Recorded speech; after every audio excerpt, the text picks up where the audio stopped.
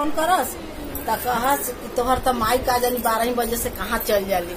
आवली 5-6 बजे। अब के जाना था कौन उनके चक्कर बाटे चढ़ा बढ़ा के दूसर कुछ बोलनी चल जाली। जब फोन करस तब कहस कि तोहर माई ने बारी। तब एक दिन अचानक में आ गई तल उनकर माई शिव चर्चा में सर आवत रहा।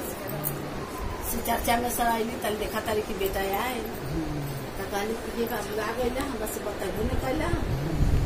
हैला नहीं भबू तो क्लियर कर लगा प्रसाद के माई हम कहा सोचे तू का रोज जहाँ तहाँ तू जाता रू आई लोग हमरा के का कही कितना थू भल बाटे गाँव में सब के मतारी कहाँ जाता तू एक काम कर तू अब हमरा घर से तू चल जाए। माई रो रो के कैसे गावत तारी कहा तारी त काहे भूली गईला माई के दुलार बबुआ काहे भूली गईला माई के दुलार बबुआ दुलार बबुआ हो दुलार बबुआ काहे भूली गईला माई के दुलार बबुआ काहे भूली गईला माई के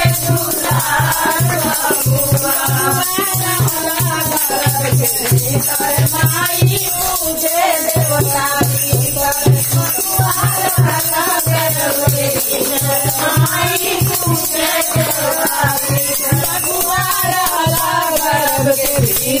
माई पूजे देवता भीतर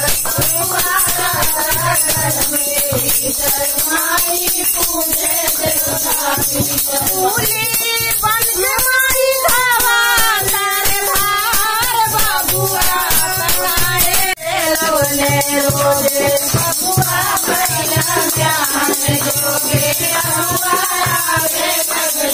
रोजे बबुआ भैया ज्ञान जोगे रोजे बबुआ भैया ज्ञान जोगे लगने रोजे बबुआ भैया ज्ञान जोगे रोजे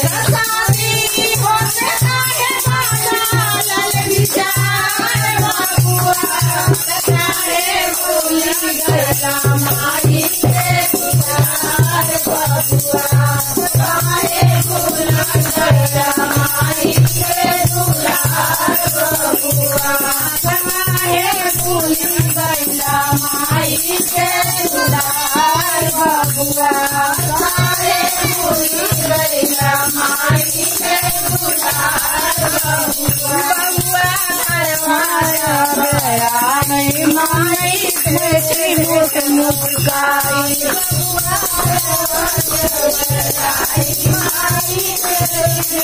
आस बबुआ घरवा जब आई माई देख देख मुस्काई बबुआ घरवा जब आई रोटी मिलल खाइल दूसवार बबुआ भूली गईला माई के दुलार बबुआ काहे भूली गईला माई के दुलार बबुआ दुलार बबुआ हो दुलार बबुआ काहे भूली गईला माई के दुलार बबुआ काहे भूली गईला माई के दुलार माई कहली तब उसी अपन चल गईली जाके गंगा जी के मंदिर है वही जन अपन जाके उसी मंदिर में कहली का मेही में अपन धोम पोछम जन चरी उरी अपन खाएम पियम अब वही में करे लगली तब इनका के गाँव भर के लोग थू करे लागल तोहर तो माई भगवान के दरबार में जात रही चर्चा में जात रही आ तू मेहरारू के काला में माई के निकाल देला कर देला। अब सब लोग चारों से उनका के थू करे ला फेन गईलन माई के गोरे गिरलन आ कहलन कि माई जन गलती भल तो माफ कर चला हमरा घरे अपन ले अलन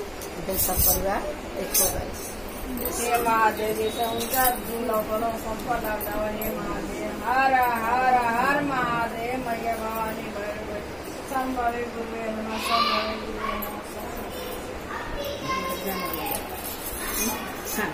नमः।